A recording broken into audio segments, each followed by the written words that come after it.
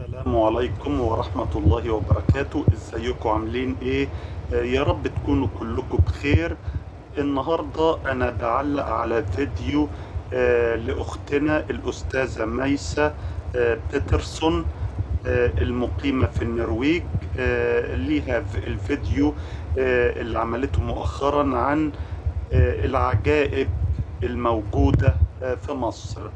حضراتكم طبعا في البداية أنا أحيي أختنا ميسة على كونها مصرية مخلصة، عايزة تشوف بلدها في مصاف الدول المتحضرة، وأن يكون فيها كل شيء كويس.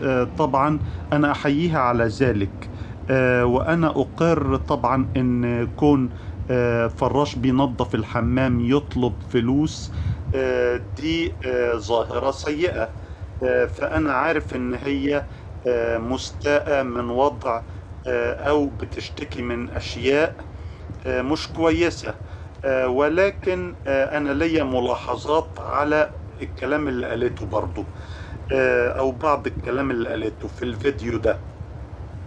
أولا ادعت أختنا ميسة إن أبوها مفيش مرة دخل فيها الأتوبيس إلا ورجع مسروق، وده شيء سبحان الله فعلا يعني يخلي أي واحد بيسمعها يضرب أخماس في أسداس.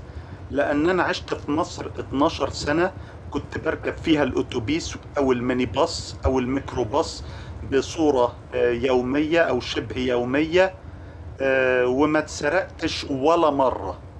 وفي اللي كان بيركب طبعا الأتوبيس بقاله أكتر من 50 سنة كل يوم في مصر وما تسرقش ولا مرة. اشمعنى أبوكي هو اللي ما كانش مرة يركب الأتوبيس إلا لما يرجع مسروق؟ الكلام ده يا اخوانا يدي انطباع خاطئ للمستمع، ان السرقة في الأتوبيسات في مصر ترقى إلى درجة الظاهرة، وهذا غير صحيح. وأشك إن كلامها أصلا ده صحيح، إن أبوها ما كانش بيروح الأتوبيس غير ويتسرق. الكلام ده كلام يعني أنا لا أصدقه على الإطلاق. اشمعنى أنت أبوك الوحيد على كوكب مصر اللي بيتسرق كل مرة بيروح فيها الأتوبيس؟ دي حاجة غريبة فعلا. الحاجة التانية بتقول إيه؟ إن الأتوبيسات في مصر مش نظيفة. الكلام ده غير صحيح. لا، الأتوبيسات في مصر أغلبها نظيفة وبتتلقى النظافة بصورة مستمرة. وأنا تقريبا يعني ما افتكرش أبدا إن أنا ركبت في مصر في أتوبيس قذر، كلها كانت أتوبيسات نظيفة. فالكلام ده برضو دي خرافة إن أتوبيسات مصر مش نظيفة، إلا لو هي ركبت أتوبيسات كان على حظها إن كل الأتوبيسات اللي بتركبها في مصر قذرة. أنا مش عارف هي عيلتها نحس كده ليه، أو حظهم وحش في مصر كده ليه، الله أعلم. فلا يا اخوانا، انا بقى كنت بركب اتوبيسات في مصر، والاتوبيسات في مصر فعلا نظيفة. ايوه، ممكن اقرها في موضوع الزحام، وان انت ممكن تحك في واحد وانت بتركب الاتوبيسات، بس دي حتى موجودة في كل العالم، ان انت ممكن تحك في واحد وانت داخل الاتوبيس. وطبعا لو هنتكلم عن الاتوبيسات في نيويورك في امريكا او في فلوريدا، انا ركبت اتوبيسات في نيويورك وفي فلوريدا، بتبقى زي علبة السردين حرفيا في وقت الذروة. هتبقى مش عارف تقف، وهتقعد تحك في الناس والناس تتخانق معاك. فده بيحصل في أمريكا وبيحصل في دول كتير. لكن موضوع ده موضوع وقت الذروة عادي يعني. لكن هي بتشتكي ان بيحصل زحمة في الأتوبيسات في مصر، ده موجود في كل دول العالم. جايز النرويج أتوبيساتها في وقت الذروة ما تكونش بزحام الأتوبيسات في مصر أو بزحام الأتوبيسات في أمريكا. النرويج بلد عدد سكانها قليل، والكثافة السكانية بتاعتها منخفضة، والناس فيها عندها سبيس كلتشر، ست أدم، القدم حوالي 30 سنتي، يعني حوالي 100، تحافظ على مسافة كده 2 متر بينك وبين الآخرين قدر المستطاع. بيراعوا هم قدر المستطاع الموضوع ده في ثقافتهم في النرويج. فدي من الحاجات الجميلة في النرويج، ان ايه، عدد السكان قليل، الكثافة السكانية قليلة، في مسافات في اغلب الاوقات بين الناس.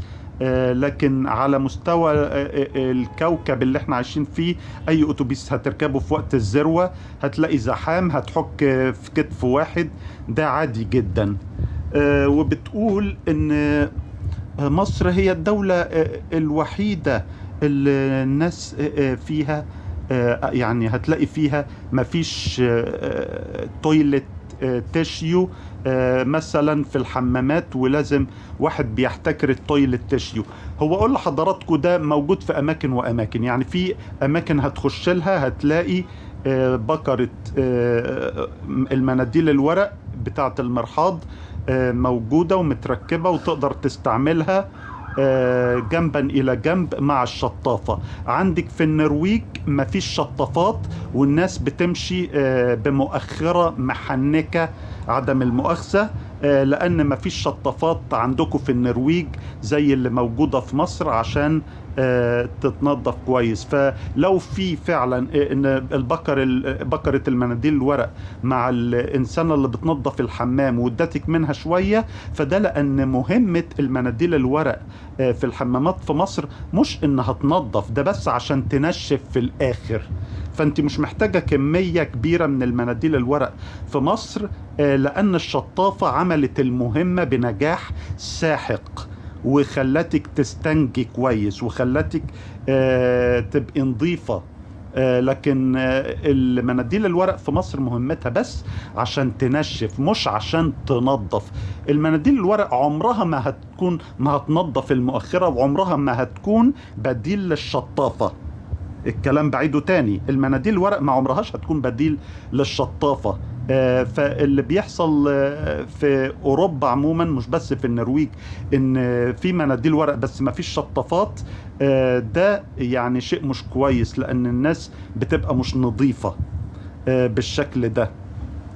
وبالنسبة حضرتك لشكوتك من ان هم بيطلبوا فلوس، مش كلهم على فكرة يا اخوانا بيطلبوا فلوس.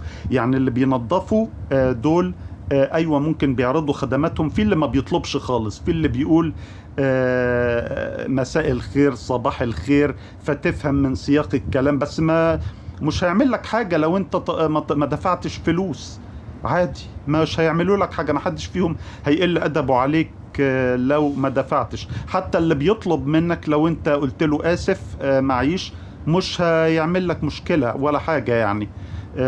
هل عمر حد قل أدبه عليكي لما ما دفعتلوش؟ ما اعتقدش يعني. واصلا هم بيطلبوا ايه يعني؟ لو دفعت له حتى جنيه ولا 2 جنيه دي مش فلوس. اقول لحضراتكم بقى في النرويج بيطلبوا كام.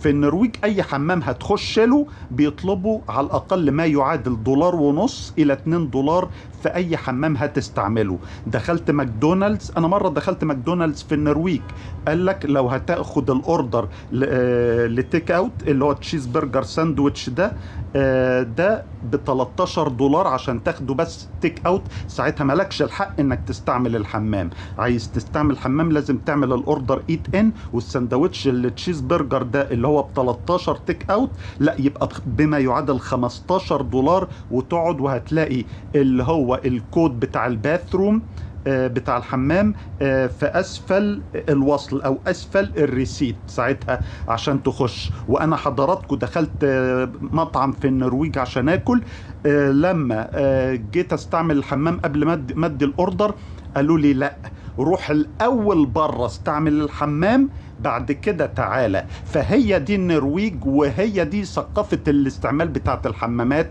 في النرويج.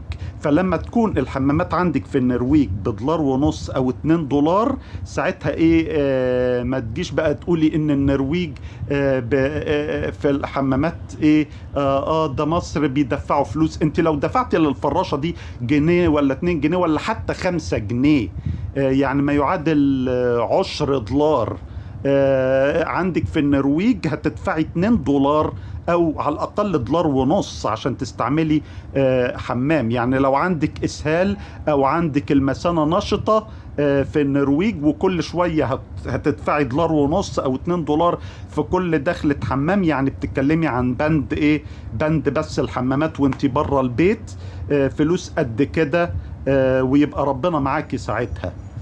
فما تجيش بقى تقولي ايه ده في مصر بيدفعوا فلوس. لا، الفلوس اللي بتدفعها لك الفراشة ده لو فرضنا اصلا ان هي غصبتك على دفع الفلوس دي، مش هتقارن بالفلوس اللي هتدفعيها في اي حمام هتخشيه في النرويج.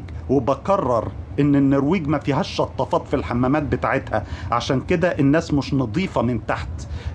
فبخلاف مصر اللي الشطافة بتأدي فيها المهمة، فكل مهمة المناديل الورق انك بس بتنشفي بيها. فانت في مصر مش محتاجة مناديل ورق كتير زي في النرويج. فأرجو حضراتكم ان الصورة تكون وضحت. وطبعا اتمنى ان فعلا اللي هم اللي شغالين في الحمام ما يطلبوش فلوس، لانها ظاهرة غير حضارية. دي انا متفق معاها فيها، بس هي اصلا هنا في الفيديو ملهاش شكوى عشان تقول عجايب الدنيا اللي في مصر والكلام الغريب بتاعها ده. ولكن طبعا برضو أكرر إن أنا أحييها على غيرتها على بلدها، وإنها تتمنى بلدها تكون أحسن. ولكن يا أخوانا، أنا ضد إن الإنسان اليوتيوبر اللي بيشتكي ده إن هو يبالغ في تعظيم الدولة اللي هو عايش فيها، ويبالغ في تحقير مصر. ساعتها أنا بيبقى عندي تحفظات حضراتكم. أرجو الرسالة تكون وصلت. أشكركم على المشاهدة، والسلام عليكم ورحمة الله وبركاته.